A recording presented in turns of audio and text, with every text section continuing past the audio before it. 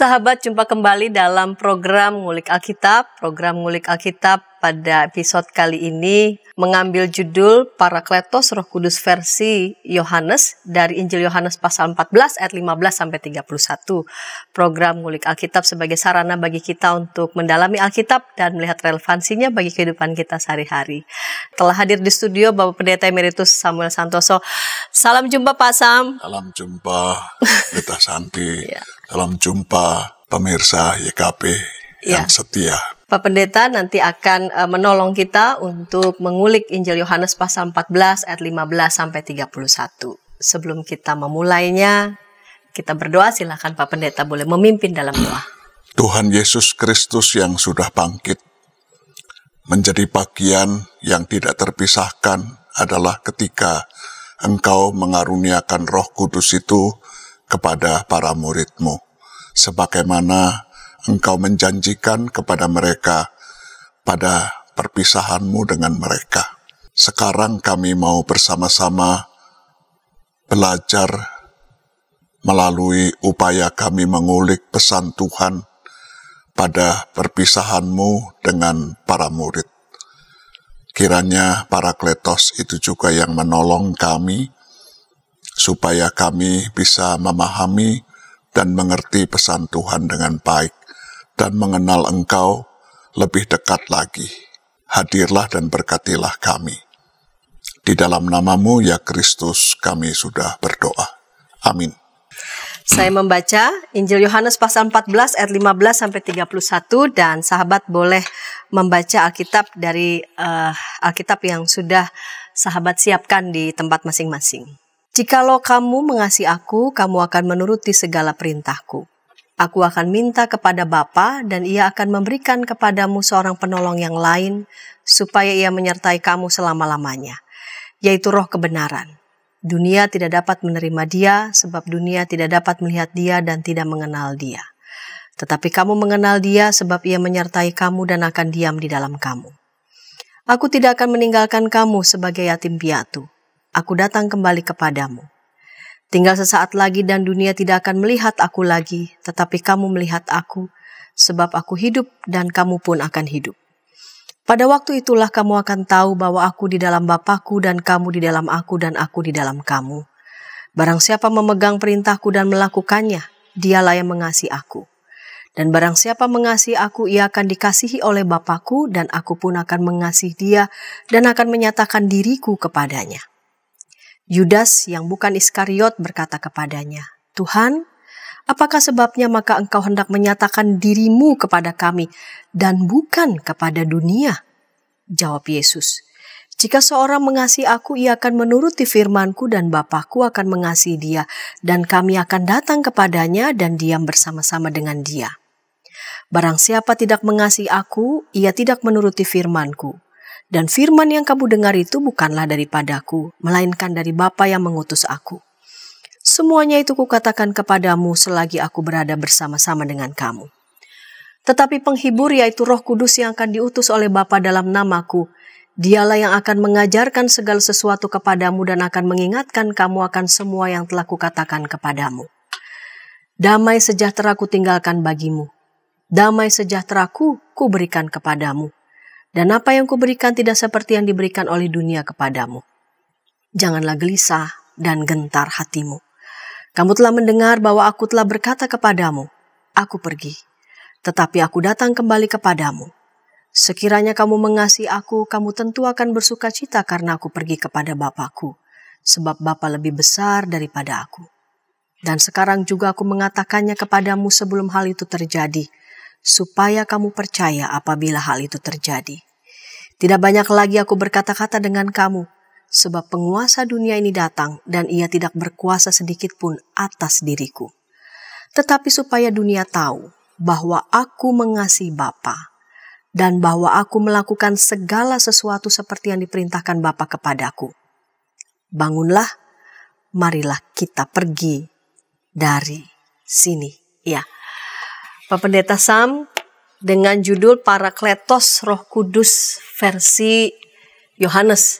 Ya, ini berbincang tentang Roh Kudus versi Yohanes.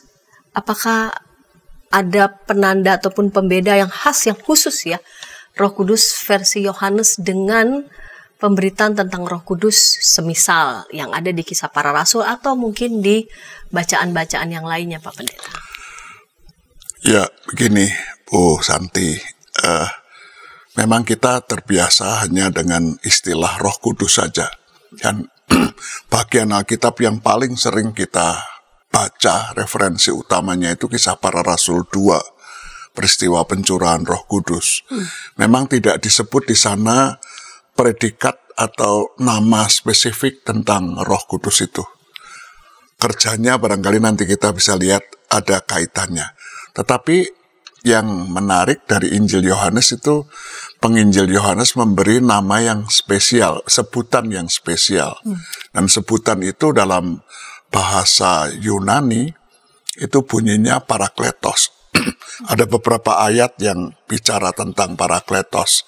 Memang kemudian Parakletos diterjemahkan dengan bermacam-macam kata. Di bahasa Indonesia kadang-kadang nggak enak juga, sebab Parakletos sering diterjemahkan dengan penghibur. Nah, padahal kalau kita mendengar kata penghibur itu kan seringkali pikiran kita udah jelek ya. Ada perempuan penghibur, laki-laki penghibur, kadang penolong, kadang pembela. Dan dalam bahasa Inggris juga beragam sekali. Comforter, advocate, helper, dan banyak hal yang lain. Tetapi memang Injil Yohanes memberikan predikat yang khusus itu. Pasti ada makna di balik sebutan khusus untuk sosok yang disebut sebagai Roh Kudus itu. Nah, begitu ceritanya, Bu Santi. Ya, sebelum kita ke beberapa ayat-ayat yang lain begitu Pak Pendeta. Ini Yohanes 14 ayat 15 sampai 31, apakah ada semacam kaitan dengan pasal sebelumnya? Jadi ini semacam apa ya? Kata perpisahan atau wejangan perpisahan ataupun yang ingin Tuhan Yesus sampaikan kepada para murid. Jadi kalau kita baca mulai pasal 13, mereka naik ke tempat perjamuan itu, lalu Yesus membasuh kaki murid-muridnya. Itu satu episode yang bercerita tentang perpisahan sebetulnya ya. Yesus akan segera pergi meninggalkan mereka, dan kalau kita biasa dengan kebiasaan di masyarakat kita, orang yang mau meninggal itu kasih pesan-pesan terakhir begitu. Dan yang menarik memang inilah wejangan-wejangan terakhir dari Tuhan Yesus, tapi juga bukan sekedar nasihat, tapi juga ada doa panjang untuk kesatuan itu di pasal 17 misalnya. Jadi ada wejangan-wejangan, ada motivasi supaya para murid juga siap menghadapi situasi tanpa lagi guru dan Tuhan mereka secara fisik ada di tengah-tengah mereka. Jadi, tapi suasananya harus kita bedakan dengan suasana perpisahan yang versi Injil-Injil Matius, Markus, Lukas. Yesusnya gentar, takut. Yang di sini enggak sama sekali. Jadi karena itu, saudara jangan mencari cerita Taman Getsemani di Injil Yohanes. Injil Yohanes tidak menyajikan pergumulan Yesus yang begitu intens, keringatnya seperti titik-titik darah, enggak ada di Injil Yohanes. Malah kalau kita baca pasal 13 sampai pasal 17 yang kita lihat di sana, Yesus itu rindu sekali. Dia sampai mengatakan, "Bapak, percepatlah waktuku. Aku ingin sekali saat ini segera tiba." Jadi dia sangat rindu, tinggikanlah aku sekarang. Jadi kalau Tuhan Yesus mengatakan tinggikanlah aku sekarang, saudara jangan bayangkan ditinggikan dalam pengertian dikasih kuasa atau dikasih singgasana, enggak, tapi ditinggikan di kayu salib. Aku ingin sekali. Bagi Tuhan Yesus, mati di kayu salib itu ternyata bukan sebuah tragedi. Sebab di pasal 14 bagian awal dia mengatakan, "Aku pulang ke rumah Bapa. Aku menyiapkan tempat bagimu." Jadi, saudara juga jangan cari cerita Yesus naik ke sorga. Seperti di Injil-Injil yang lain, kerjaan Tuhan Yesus selesai, lalu dia balik ke sorga. Kapan Yesus balik ke sorga di Injil Yohanes? Pada waktu dia mati di kayu salib. Dia mengatakan, aku pergi kepada Bapa, nanti aku kembali lagi. Jadi ada suasana yang Yesusnya itu ya memang dia sadar itu harus dia jalani. Dan dia sangat siap untuk itu. Dia tidak takut kepada siapapun juga. Sampai cerita bagian terakhir perikop kita nanti dia tidak menunggu Yudas dan rombongannya datang untuk nangkap dia, enggak. Bangun, mari kita pergi ke sana. Hebat sekali. Dia menyongsong. Dia datang mendahului, dia mengambil inisiatif. Ya, tadi Pak Sam tadi mengatakan jangan bayangkan wejangan perpisahan Yesus bersama dengan murid itu seperti yang tergambar di Injil-Injil yang lain. Kalau begitu, apa yang khas begitu ya dalam konteks Yohanes ketika Yesus memberikan wejangan kepada para murid? Situasi semacam apa yang dialami oleh pengikut Tuhan pada saat itu?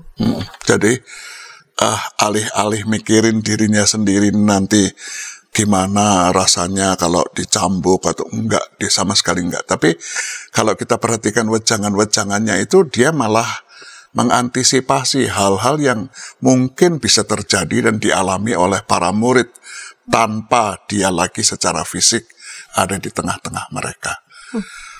Ada dua hal paling tidak yang bisa kita lihat. Yang pertama itu kalau kita melihat sisi intern, sisi para murid sendiri. Tuhan Yesus itu kelihatan agak prihatin terhadap soliditas para murid. Karena itu beberapa kali dia doa di pasal 13 misalnya itu, 17 maaf. Ya. Di pasal 17 doa supaya mereka menjadi satu, Lalu pasal 15, tidak ada kasih yang lebih besar daripada seorang yang menyerahkan nyawanya. Kamu adalah sahabatku kalau kamu melakukan perintahku dan perintahku, kasihilah seorang akan yang lain. Jadi rupanya soal kesatuan, soal soliditas, soal kesehatian para murid itu yang dia prihatinkan dari dalamnya. Tapi juga dari luar dia menyadari sekali bahwa mereka akan mengalami hambatan-hambatan yang dia juga mengatakan, seperti mereka menganiaya aku, mereka juga akan menganiaya kamu. Seorang murid tidak lebih dari gurunya. Nanti kalau itu terjadi, jangan kaget ya, karena aku sudah mengatakannya kepadamu. Karena itu dia mengatakan juga soal damai sejahtera bagimu. Damai sejahtera bagimu, Eirene. Jadi saudara, kalau ada saudara yang bernama Eirene, Iren, itu artinya damai sejahtera. Jadi kalau namanya Iren tapi suka bikin susah orang atau bikin perpecahan, ganti nama ya. Iren itu damai sejahtera, terjemahan dari kata shalom.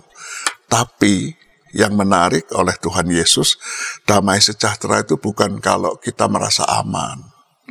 Hanya itu. Kalau tidak ada orang bermusuhan, kalau tidak ada penyakit pada diri kita, kita tidak terancam, kondisi kita baik-baik saja setiap saat. Bukan hanya itu. Tapi ketika ada ancaman dari luar, karena kita hidup beriman kepada Kristus, dan kita kuat, dan kita tegar, dan kita gagah menghadapinya dengan tenang. Itu damai sejahtera dari Tuhan. Jadi kita suka heran juga ya, orang itu terancam, kelihatannya dari luar terancam, tapi dia kok tenang-tenang aja begitu. Yesus kelihatan dari luar terancam, tapi dia lebih suka tutup mulut misalnya di muka Pilatus. Sampai Pilatusnya heran. Kamu nggak takut? Kamu nggak lihat kalau kamu terancam? Aku ini bisa membebaskan kamu. Tapi Yesus bilang enggak. Kalau aku mau, malaikat bisa membela aku, katanya. Sampai Pilatusnya terheran-heran, ini orang kok benar-benar dia merasa damai sekali pada saat orang lain dia terancam mau dibunuh itu. Karena dia tahu apa yang harus dilakukan gitu ya. Karena dia tahu misi hidupnya apa itu. Betul. Betul. Ya. Baik Pak Pendeta, kita akan lanjutkan di segmen kedua, namun sebelumnya kita dengarkan pesan-pesan berikut ini. Dari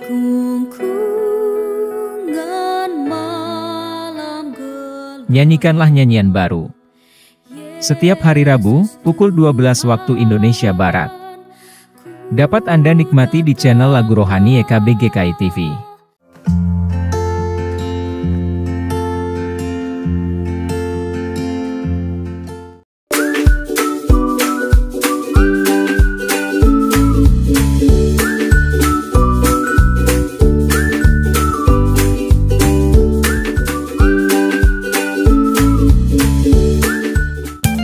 Sahabat, mari dukung pelayanan dan pekabaran Injil melalui YKB dengan membagikan link acara ini kepada sebanyak mungkin orang.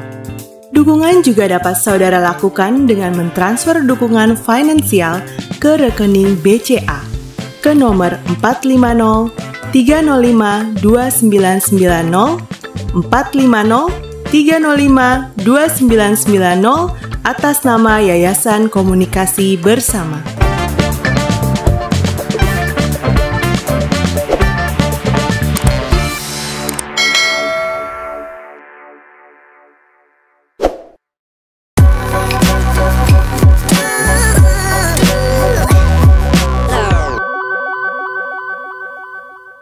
Senang masih bersama dengan kami dalam program Ngulik Alkitab. Pada episode kali ini kita mengulik Injil Yohanes pasal 14 ayat 15 sampai 31 dengan judul Parakletos Roh Kudus versi Yohanes bersama dengan narasumber Bapak Pendeta Emeritus Samuel Santoso. Sahabat, kita sudah tiba di segmen yang kedua. Saya mengajak para sahabat boleh berinteraksi di kolom komentar yang sudah tersedia, menyampaikan respons, tanggapan, ataupun juga pertanyaan kepada Bapak Pendeta. Kita lanjut di segmen kedua ini ya, Pak Sam. Di ayat 16 di sini dituliskan, aku akan minta kepada Bapa dan ia akan memberikan kepadamu seorang penolong yang lain supaya menyertai kamu selama-lamanya, yaitu Roh kebenaran. Ya. Penolong yang lain lalu kemudian diberi nama dia Roh kebenaran. Bagaimana posisi penolong yang lain Roh kebenaran ini dengan Yesus? Ya.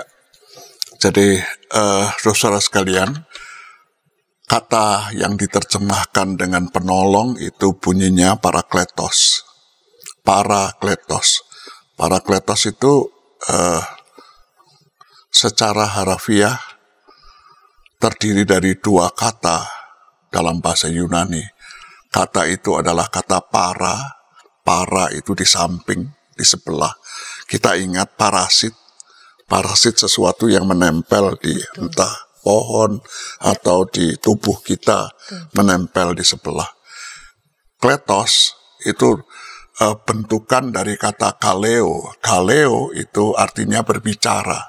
Jadi sosok yang disebut parakletos itu adalah seseorang yang berbicara di samping, misalnya saya, di samping seseorang. Nah, bisa saja dia berbicara atas nama saya. Bisa saja dia menjadi pendamping buat saya. Dan memang ini istilah yang berasal dari dunia peradilan. Iya. Jadi kalau kita perhatikan layout ruangan pengadilan, duduk di depan itu ada hakim, ada penuntut, ada jaksa, ada auditor, ada panitera. Tapi kemudian jaksa di sebelah ya. Lalu di sebelah ada penasehat hukum. Yang menarik, penasehat hukum tidak di belakang si tertuduh atau terdakwa, tetapi di samping. Dan memang itulah pengertian parakletos sebetulnya. Parakletos itu dalam dunia peradilan disebut penasehat hukum. Kita suka menyebutnya advokat. Kan? Advokat. Dia fungsinya apa? Perannya apa? Perannya dia menjadi pembela, menjadi penolong bagi orang yang entah tertuduh atau terdakwa atau tersangka ini. Bukan hanya menolong untuk masalah-masalah hukum sebetulnya. Betul mereka yang berkuasa dalam menguasai hal itu, tapi juga bisa berbicara atas nama. Jadi bisa saja tertuduh itu waktu harus memberi duplik sanggahan, lalu dia mengatakan saya menyerahkan kepada sepenuhnya pada penasihat hukum saya untuk memberikan replik atau duplik itu nanti pada waktunya. Jadi kata parakletos itu menarik sekali karena dalam bahasa Inggris bisa diterjemahkan dengan macam-macam yang bisa merangkum apa saja sebetulnya peran dan fungsi dari parakletos. Ada yang menerjemahkan helper, penolong. Ada yang menerjemahkan encourager, orang yang memberdayakan, memberi support. Ada yang menerjemahkan advocate, memberi nasihat. Ada yang menerjemahkan comforter. Ada yang menerjemahkan counselor. Ada yang menerjemahkan intercessor, pengantara ya. Strengthener orang yang memberi kekuatan. Kalau saya ditanya mana yang buat saya paling enak, saya suka menerjemahkannya comforter.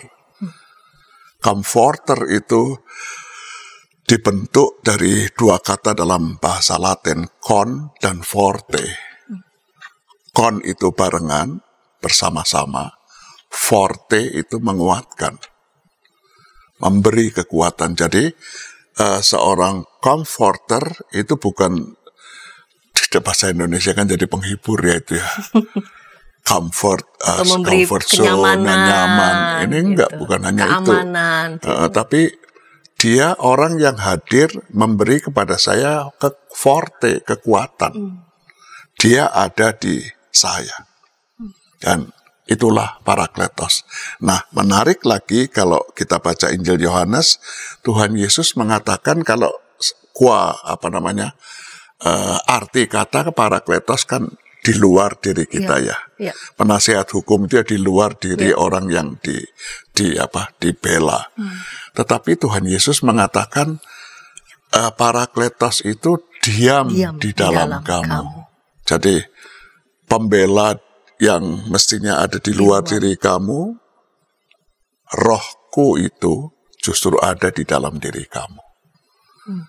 Dan buat saya itu mau menunjukkan apa? Mau menunjukkan tidak seorang pun dari kita yang bisa mengatakan seperti ini. Nah, atau gelas ini ada di tangan saya. Sekarang ini nasibnya tergantung kepada saya. Mau saya pakai minum, atau mau saya lempar, atau mau saya banting, tergantung saya. Sebab dia sudah ada di dalam diri saya. Tapi kalau saya ditanya, di mana itu parakletos di dalam tubuhmu? Saya tidak bisa mengatakan apa-apa.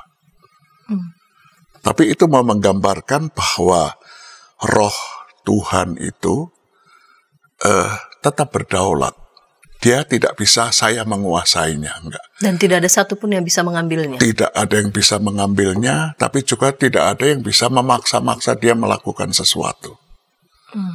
Jadi dia betul-betul punya otoritas dan berdaulat meskipun ada di dalam diri saya. Kalau ada di dalam diri saya, mestinya saya menguasainya dong. Saya bisa seolah-olah saya bisa mengontrol. Saya bisa mengontrol, tapi ini enggak. Dia berfungsi menguatkan saya. Pada bagian lain nanti dia berfungsi menyertai saya, mendampingi saya. Kalau kamu nanti ditangkap, jangan bingung nanti kamu mesti ngomong apa.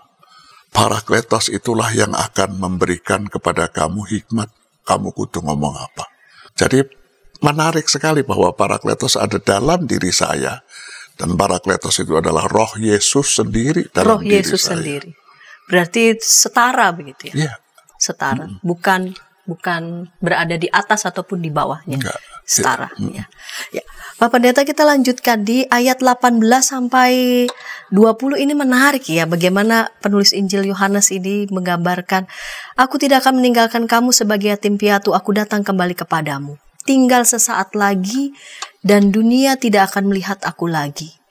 tetapi kamu melihat aku sebab aku hidup dan kamu pun akan hidup. Pada waktu itulah kamu akan tahu bahwa aku di dalam Bapa-Ku dan kamu di dalam aku dan aku di dalam kamu. Ini penggambarannya seperti relasi kesatuan. Enggak. Tapi bagaimana ini dijelaskan, Pak Sam? Iya. Jadi Yesus pergi. Gambarannya sederhana sekali. Kamu tidak akan melihat aku lagi secara fisik. Aku sudah tidak ada lagi, tetapi aku tetap bersama kamu. Nah, gimana kesatuan antara Bapa yang ditaati sepenuhnya oleh si anak, dalam hal ini Yesus, dan kaitannya dengan orang yang beriman kepada Yesus, milik si Tuhan Yesus. Digambarkan kesatuannya seperti itu, sangat relasional, tapi juga sangat fungsional. Jadi maksudnya tetap menjadi sebuah misteri ya. Saya tidak bisa mengatakan kesatuan saya dengan sosok yang saya imani namanya Yesus. Memang dia mengatakan rohku tinggal di dalam kamu. Tapi sekali lagi saya kan tidak bisa mengatakan, oh kamu mesti tinggalnya di sebelah sini, atau kamu mesti melakukan apa yang aku mau. Begitu enggak.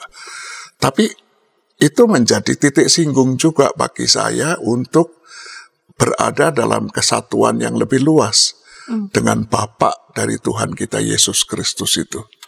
Sebab Yesus kan mengatakan kesatuan aku dengan Bapa-Ku adalah ketika aku melakukan apa yang Bapa-Ku ingin aku melakukannya. Dan karena itu kalau orang Jawa mengatakan aku kesangkut-sangkut itu. Kamu suami dari keponakanku. Karena kamu suami dari keponakanku, maka aku kemudian jadi seolah-olah aku jadi saudaramu juga. Dan kamu menjadi saudaraku juga. Tapi kan itu sebetulnya, ya tadi aku bilang kesangkut-sangkut itu. Tapi dalam pengertian yang positif sekali ya. Jadi, seperti apa relasi itu? Cuman ditunjukkan identitasnya. Identitasnya dua. Satu, kalau itu roh kebenaran. Roh kebenaran. Roh kebenaran. Dan kebenaran dalam Injil Yohanes itu merujuk kepada ayat yang kita sangat mengenalnya. Karena begitu besar kasih Allah akan dunia ini, sehingga dia mengaruniakan anaknya yang tunggal, supaya semua yang percaya kepadanya tidak binasa, melainkan mendapat hidup yang kekal. Jadi, identitas utama dari kesatuan itu, indikator utama dari kesatuan itu adalah kasih, agape. Kasih yang tulus, kasih yang sedia berkorban. Bukan kasih yang tanpa pamrih loh ya. Yesus itu mewujud nyatakan agape, tapi ada pamrih. Pamrihnya bukan untuk dirinya sendiri. Itu dia. Betul. Pamrihnya kepada Bapaknya, aku mati asal orang ini diselamatkan. Asal dunia ini kamu kasihi. Aku mau. Jadi kalau ada yang seseorang yang menghayati kasih itu, saya yakin Roh Kudus bekerja pada diri orang itu. Lalu yang kedua, ciri utama identitasnya adalah menjalankan kehendak Bapa. Jadi bukan programnya sendiri, bukan obsesinya sendiri, bukan mimpinya sendiri. Kita kan sering kali mendengar itu ya, kamu hidup harus bermimpi. Punya passion. Mimpimu apa itu visualisasikan. Enggak, kalau buat kita punya mimpinya apa? Mimpinya Tuhan untuk hidup kita. Dan itu menjadi ciri bahwa Roh Kudus itu, Roh Kristus itu diam di dalam diri kita. Jadi 3 penanda ini ya, kesatuan, kebenaran, kasih, dan menjalankan kehendak Bapa. Ya. Jadi kebenaran itu tertujunya pada yang Kristus lakukan, berkurban. Lalu kemudian tindakannya adalah tindakan kasih. Lalu kemudian menjalankan perintah. Di ayat 21 ini ya, barang siapa memegang perintahku dan melakukannya, Dialah yang mengasihi aku, dan barang siapa mengasihi aku, ia akan dikasihi oleh Bapakku, dan aku pun akan mengasihi dia dan akan menyatakan diriku kepadanya. Jadi sangat penting menuruti kehendaknya. Ya, kehendak Bapaknya itu. Jadi kalau misalkan kadang kita bingung, Tuhan mau apa ya buat hidup saya? Ketika Roh Kudus sudah diberikan dalam hidup kita, maka Dia sendiri yang akan memberitahu. Apa begitu, Pak Tasang? Menurut saya ya. Jadi karena itu buat saya, meskipun orang suka membedakan hati nurani, kata hati. Itu. Hati nurani dan kata hati bisa saja dipakai oleh Tuhan untuk menyatakan kehendak roh ya. Kata hati itu kan kita suka mengatakan itu kalimat kata yang paling jujur ya. Yang merasa dari kedalaman hati saya mesti. Nah, kita bisa mencek gitu. Kata hati kita, kalau itu memang baik, itu memang tulus, itu memang satu semangat dengan Kristus, ya, pasti Roh Kuduslah yang bicara kepada kita. Tanpa perlu kita minta-minta ya. Sejauh kita sungguh-sungguh terkait melekat itu melekat, dia. Ya. Sejauh kita sungguh-sungguh melekat pada Bapa, Roh itu sendiri yang akan memberitahukan kepada kita apa yang Bapa kehendaki. Jadi kalau kita baca Alkitab, kita mulai tidak pernah tanpa epiklese kan. Iya. Itu bukan sekedar, buat saya bukan sekedar mata liturgi. Bahwa sebelum kita membaca Alkitab, kita mesti berdoa, lalu nanti enggak. Karena kita sadar bahwa kata-kata kita belum tentu menjadi kata-kata Tuhan. Tapi kita punya keyakinan kalau Roh Kudus itulah yang memimpin kita. Roh Kudus itu yang bekerja dalam diri kita. Yang keluar juga nanti bukan mimpi kita, tapi itu bagian dari kasih dan ketaatan kita kepada Tuhan. Jadi mungkin sebagai pendeta kita pernah punya pengalaman itu ya. Saya sudah tulis khotbah saya begini-begini, tapi tiba-tiba ketika saya menyampaikannya di mimbar kok jadi lain. Tidak seperti yang, dan tidak lebih jelek, enggak. Tapi kok jadi lebih benar. Lebih terang. Iya. Betul. Saya tidak bisa menjelaskan itu, tetapi terjadi juga. Itu kerja roh tadi yang sebelahnya. Jadi dia diberikan dalam diri kita, tapi kita tidak bisa menguasainya. Kita tidak punya kedaulatan atasnya. Justru dialah yang berdaulat dalam hidup kita. Baik, kita lanjut ke segmen ketiga, namun sebelumnya kita dengarkan pesan-pesan berikut ini. Tanganku dipegang. Injil dalam Melodi. Setiap hari Kamis, pukul 12 waktu Indonesia Barat. Dapat Anda nikmati di channel Bedah Lagu YKB GKI TV.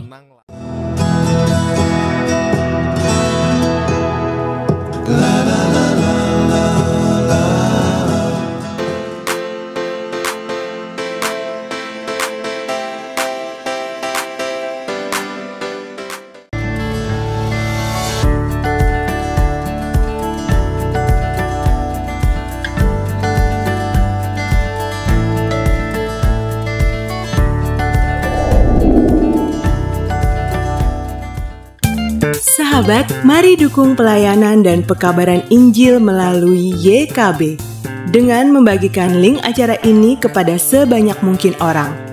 Dukungan juga dapat saudara lakukan dengan mentransfer dukungan finansial ke rekening BCA ke nomor 450 305 2990 450 305 2990 atas nama Yayasan Komunikasi Bersama.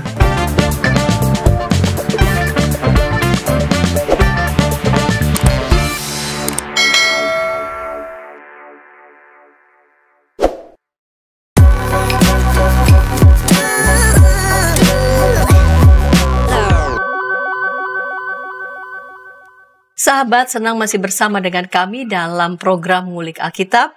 kita sudah tiba di segmen yang ketiga dengan mengulik Injil Yohanes pasal 14 ayat 15 sampai 31 dengan judul Parakletos, Roh Kudus versi Yohanes. Mari sahabat, saya mengajak sahabat boleh berinteraksi di kolom komentar yang sudah tersedia berupa komentar, respons ataupun juga pertanyaan. Kita tiba di segmen penutup, segmen ketiga ini, Pak Sam, ya.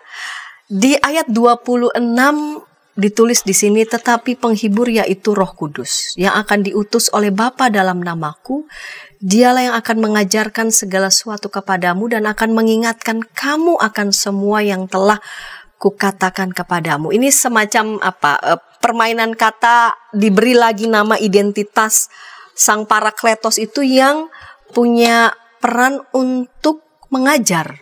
Seperti apa itu contoh-contohnya Pak Pendeta? Jadi kita lihat dalam konteks ya, bahwa Roh Kudus itu diberikan oleh Tuhan Yesus dalam rangka mengutus para murid ya. Dalam rangka mengutus para murid untuk pergi memberitakan kabar baik. Dan seperti yang sudah dialami oleh Yesus sendiri, para murid juga akan mengalami itu. Yesus membayangkan keterbatasan para murid. Ketidakterbatasan dia tidak mungkin diambil alih oleh para murid. Karena itu untuk membesarkan hati ketika nanti kamu misalnya ditangkap, kamu diajukan ke mahkamah agama seperti aku, jangan takut. Biarkanlah Roh Kudus itu, Parakletos itu melakukan fungsinya. Jangan kamu terlalu memikirkan apa yang nanti harus aku katakan, apa yang harus aku jawab, sebab dia nanti yang akan membimbing kamu untuk mengucapkan kata-kata apa yang harus kamu katakan. Dan kalau kita baca di kisah-kisah para rasul, itu kita sampai berpikir nggak mungkin lah orang-orang sederhana itu bisa menghadapi para pejabat pemerintah, imam besar, tetapi bisa mengucapkan kalimat-kalimat yang sangat berhikmat. Jadi jangan ragu. Rasanya dalam pengalaman kita jadi pendeta suka begitu ya. Saya percaya kalau kita itu bikin persiapan khotbah, kita persiapkan sungguh-sungguh kan itu. Betul. Saya malah terbiasa ketik supaya saya bisa optimal. Saya percaya saya dipimpin oleh Roh. Tapi kan bisa saja ketika di mimbar, saya mengatakan apa yang tidak saya siapkan itu. Dan ketika saya evaluasi, ternyata lebih benar daripada yang saya siapkan tadi. Buat saya, itu satu hal yang di luar kemampuan saya. Tapi bukan berarti lalu kemudian itu excuse tanpa persiapan begitu. Enggak, bukan. Jadi jangan dibalik begitu. Ada teman-teman yang juga bilang saya nggak usah persiapan, baca buku apa-apa, nanti Roh Kudus yang akan memimpin saya. Ya kalau benar. Iya. Kalau enggak, nanti pemahamannya tadi Pak Sam katakan seolah-olah kita yang memiliki roh jadinya. Kalau kita berpikir seperti itu berarti seolah-olah kita yang sedang berdaulat atas roh. Begitu ya Pak Sam? Iya. Padahal kita tahu persis itu apa yang kita mau, itu yang menguasai roh kita itu ya. Dan secara nggak sadar itu keluar. Jadi ada jatah saya, ada kewajiban saya menyiapkan. Tapi saya sadar bahwa saya juga punya kekurangan, punya kelemahan. Dan itu sebabnya doa epiklese tidak boleh jadi basa-basi liturgis ya. Buat kita itu hal yang sangat esensial dan penting sekali. Sebab saya berharap Roh Kudus itu yang bekerja dalam segala kepandaian maupun kekurangan saya ya. Jadi yang pintar-pintar ngomong juga jangan merasa diri takabur, aku sudah enggak. Apalagi ya, jadi memang begitu. Kita lanjut di ayat 27, Pak Sam. Damai sejahtera ku tinggalkan bagimu, damai sejahtera ku berikan kepadamu, dan apa yang kuberikan tidak seperti yang diberikan oleh dunia kepadamu. Janganlah gelisah dan gentar hatimu. Bagaimana kita membayangkan damai sejahtera yang tidak dapat diberikan oleh dunia? Kita kan tidaknya bisa memahami sesuatu kalau kita punya contoh. Berangkat dari pengalaman yang kita rasa. yang kita persepsikan begitu. Ini damai sejahtera, gambaran seperti apa damai sejahtera yang tidak diberikan oleh dunia? Apa sama sekali tidak ada contohnya begitu? Jadi ada pengalaman pastoral aja ya, pengalaman pendeta yang sederhana ini. Saya mengunjungi seorang ibu sudah janda, umurnya sudah relatif tua ya. Tidak punya rumah sendiri, tapi rumah itu rumah kontrak. Pernah nggak pernah mengalami hal semacam itu? Dari sisi tertentu, ini orang nggak punya rumah sangat sederhana, hidup sangat sederhana. Dari uang pensiun, karena suaminya dulu pegawai negeri. Tapi anehnya ketika kita berkunjung ke ibu ini, kita bisa duduk berlama-lama. Kita bisa terlibat dalam percakapan yang intens sekali. Bisa berlama-lama, padahal di rumah sederhana, ibunya sederhana. Tapi kok bisa ya begitu ya? Saya merasakan, boleh dipakai kata damai itu ya. Lalu pulang, kok bisa ya? Apa saya bisa seperti ibu tadi? Dengan jumlah uang yang sekian, masih jutaan lah, tapi jutaan yang di bawah UMR. Tapi wajahnya bukan wajah orang stres. Wajahnya bukan wajah orang tertekan, tapi dia lega sekali. Menyambut ya? Itu apa bukan, kalau menurut saya itu, waduh. Jadi pada selesai satu pelawatan, teman-teman pelawat ini orang kaya-kaya, bilang, saya tanya, apa yang kita bisa belajar dari ngelawat ibu ini tadi? Mereka pada diam aja. Dari sisi finansial, dari sisi material, tidak ada yang sampai satu pelawatnya bilang, Pak, saya berjanji mulai malam ini saya tidak mau mengeluh. Lah, apa yang mau dikeluhkan kalau anak sekolahnya di Amerika semua? Karier hebat sekali suami istri. Rumah bagus sekali. Kok masih mengakunya itu saya tidak mau mengeluh. Tapi bukankah itu hal yang terjadi ya? Damai sejahtera tidak digantungkan kepada, nontonlah sinetron Indonesia itu. Home-nya kan hebat semua. Iya. House-nya hebat semua. Tapi tidak pernah kita punya lagu House Sweet House kan? Enggak, Home Sweet Home. Home Sweet Home. There's no place like home. Itu kan kalau sudah pulang dari bepergian berapa lama, balik lagi tidur di rumah itu, kita mengatakan itu. Damai sejahteranya tidak. Bukan dari dunia politik misalnya ya. Kita kenal kalimat civis pacem parabellum. Civis pacem, kita bisa berdamai, tapi siap-siap perang.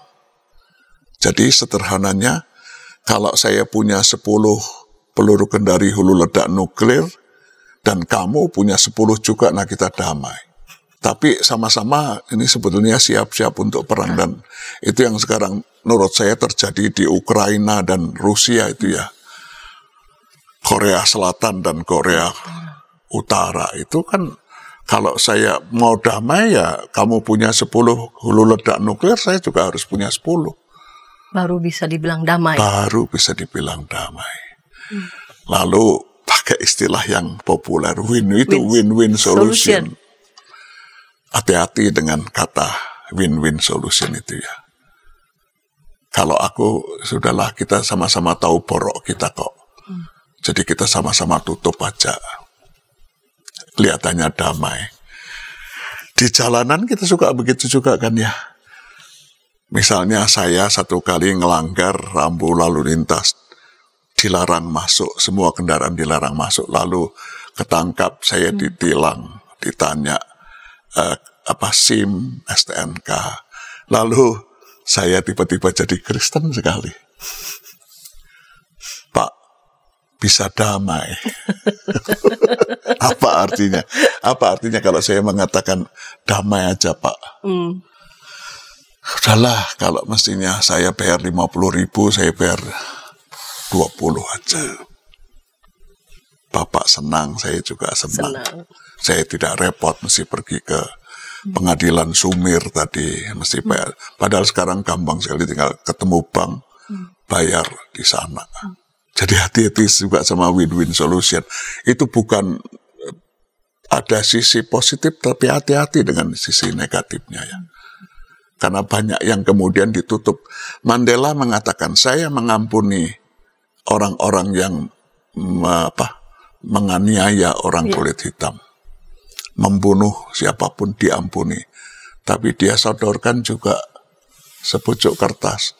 Kamu juga mesti nulis di sini, kamu pernah bunuh siapa saja. Tidak untuk jadi bahan pengadilan, enggak. Pengakuan. Jadi damai yang diberikan Tuhan Yesus berarti damai yang seperti apa itu? Subtilnya atau tingginya, luhurnya? Damai yang ketika nomor satu, saya berdamai dengan Tuhan. Kalau saya menghargai pengorbanan Kristus, potensial kita bisa merasakan damai itu. Karena Kristus mati buat kita bukan win-win solution ya? Bukan. Jadi kata dibenarkan, kita benarkan, sola gratia. Itu buat saya penting sekali loh. Kita sudah terbiasa menerjemahkan sola gratia itu kata gratis. Yeah. Keselamatan kita gratis, salah menurut saya. Sebab charis yang diterjemahkan dengan kasih karunia itu menurut saya paling tepat diterjemahkan grasi. Bukan gratis. Bukan gratis, apalagi pakai an di belakangnya. Ya. Gratisan. Gratisan itu barang. Ini enggak grasi. Jadi bayangkan saya sudah ada di penjara permisan, tinggal tunggu hari eksekusi, lalu tiba-tiba grasi itu datang dari Pak Jokowi. Saya dibebaskan dari tuntutan hukum. Itu bukan main-main. Jadi kalau kita kemudian menerima gracia, itu harganya mahal sekali. Jadi kalau bukan gratisan, sebab Yesusnya mati. Jadi mulainya dari situ sebetulnya. Saya yang sudah harusnya mati selesai. Kok diberi kesempatan. Ya kalau sudah begitu kan Yesus selalu bilang begitu. Kalau yang 10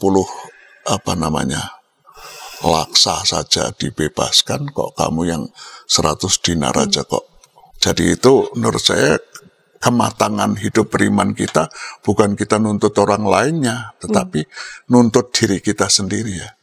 Apa yang kamu lakukan sekarang sepadan dengan grasi yang kamu terima dari Tuhan. Jadi karena saya menghargai betul pengorbanan Kristus, maka saya mau hidup seturut dengan apa yang saya sejahtera.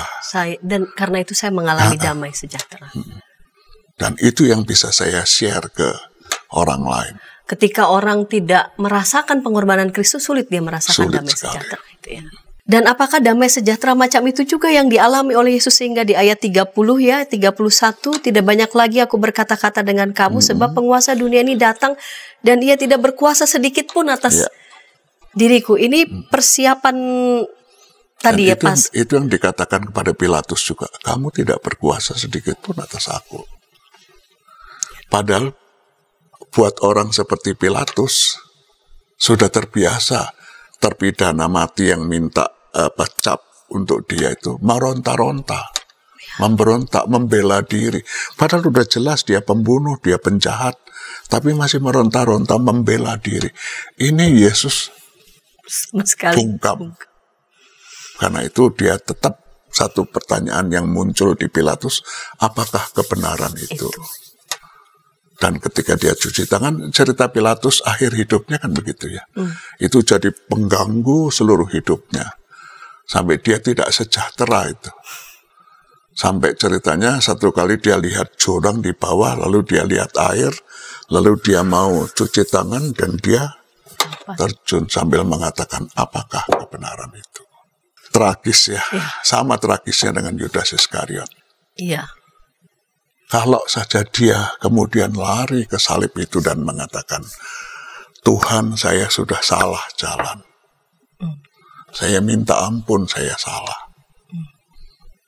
Kira-kira Tuhan Yesus ngomong apa itu sama? Aku mengampuni kamu.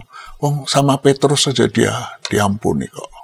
Jangan terlambat merasakan damai sejahtera yang Tuhan berikan, tidak sama diberikan oleh dunia ini.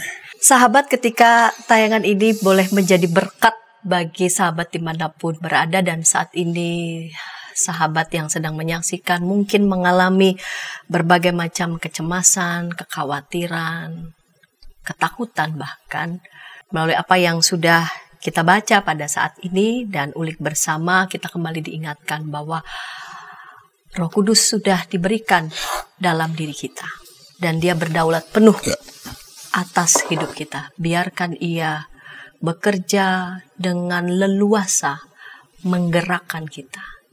Sejauh kita juga mau melekat pada Bapa, sehingga kita dapat mengenali apa yang Bapa ingin lakukan melalui hidup kita, dalam hidup kita. Pak Pendeta, sebelum kita berpisah, menutup program episode pada kali ini, kita berdoa. Silakan Pak Pendeta boleh menutup dalam doa. Tuhan Yesus Kristus yang bangkit, terima kasih karena Engkau memberikan kepada kami Parakletos. Roh-Mu Engkau kirim ke kami, menjadi pendamping kami, menjadi penolong kami, menjadi penguat kami, menjadi pembela kami, menjadi pemberi hikmat kepada kami, untuk kami mengambil keputusan-keputusan yang baik dan benar, yang memungkinkan damai sejahtera ilahi itu mewujud dalam kehidupan kami. Tuhan Yesus Kristus, kami berjanji akan membuka diri kami seluas-luasnya untuk kerja yang berkuasa dan berdaulat dari Parakletos karunia-Mu kepada kami.